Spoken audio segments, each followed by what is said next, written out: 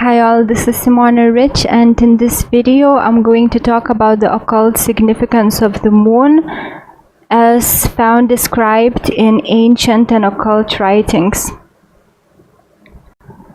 And I already made a video about the occult information about the sun.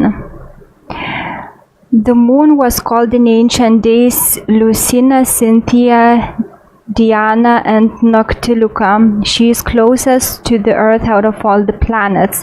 She travels through all the zodiac signs in around 27 days, 7 hours, and 43 minutes according to William Lilly.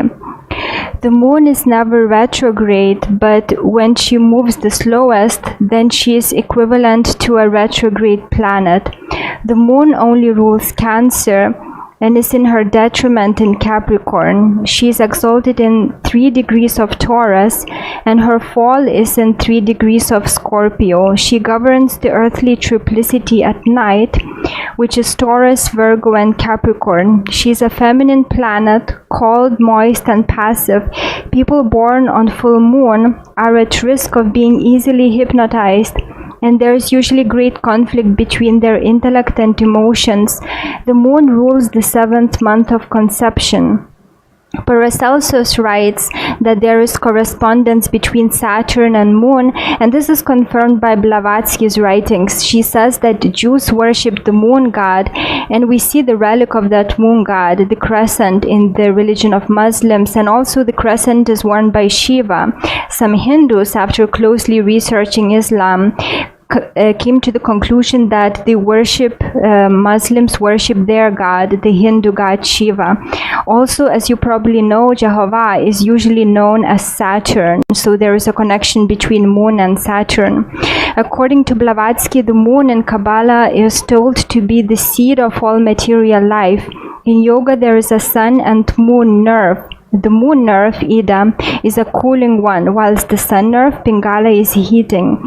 Those who want to relax their agitated nerves or fall asleep should do breathing exercises which activate the moon nerve, the Ida nerve, and those who want to be active should activate the Pingala nerve, which is the sun nerve, a nerve controlled by the sun. A strong moon in one's chart leads to a high position in life, according to Hindu astrology. It also shows the health of an individual, especially in a female chart. It can show the beauty or the lack of it if it's close to the ascendant.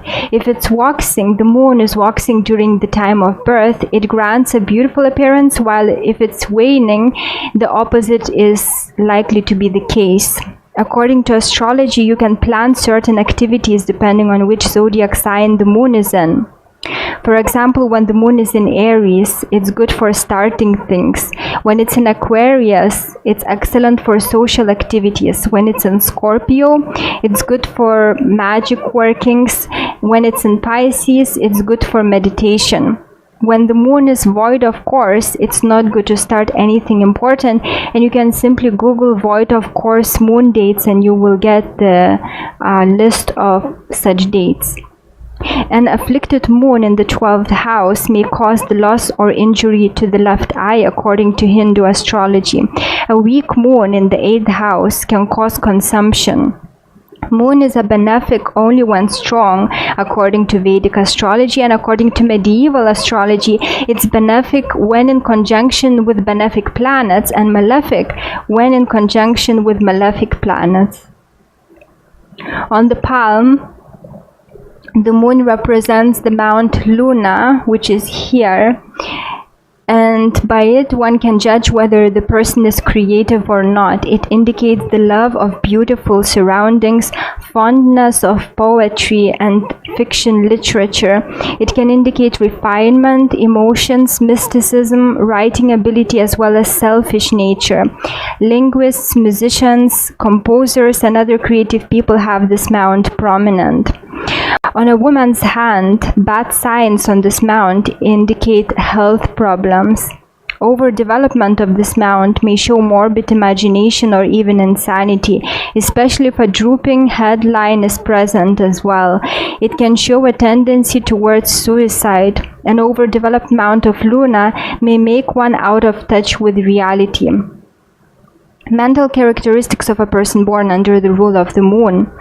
They are sensitive, composed, and sweet people. They like things new and can be changeable in moods.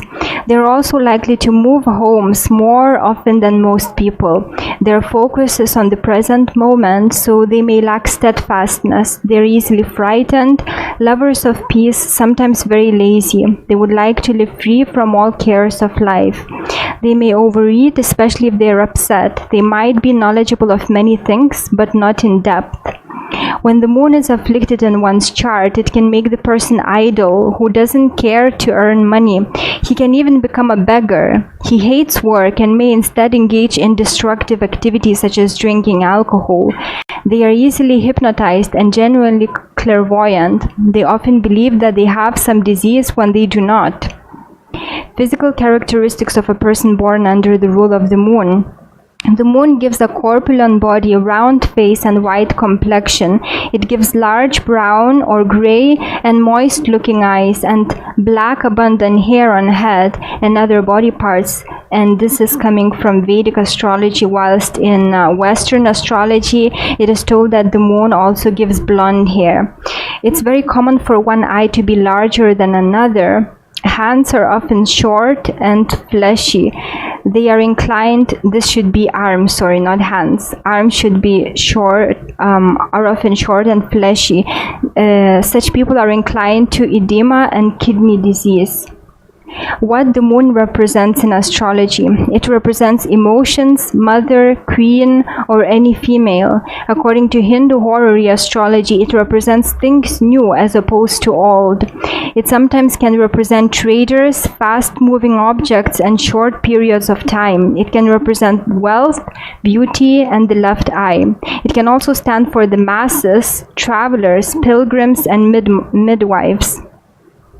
Diseases and imbalances caused by the moon. The moon can cause sleeping problems, drowsiness, lung diseases, diarrhea, digestive disorders, water retention in the body, childhood diseases, danger from water, insanity, lunacy, and weight gain. It can also cause stroke, diseases on the left on the left side of the body, stones, gout in wrists and feet, cold rheumatic diseases, phlegm, smallpox, and measles. Plants, animals, places, and metals ruled by the moon. Herbs and trees ruled by the moon. Herbs ruled by the moon have soft and juicy leaves. Their taste could be somewhat sweet. Such plants like to grow in watery places. They grow fast and they are lush. All trees and herbs which have round spreading leaves, which provide shade and have little fruitage, are ruled by the moon. Such plants and trees are wood avens, cabbage, melon, gourd, pumpkin, onion, mandrake, poppy, lettuce, rapeseed, mushroom, endive, if I pronounce that right, linden tree.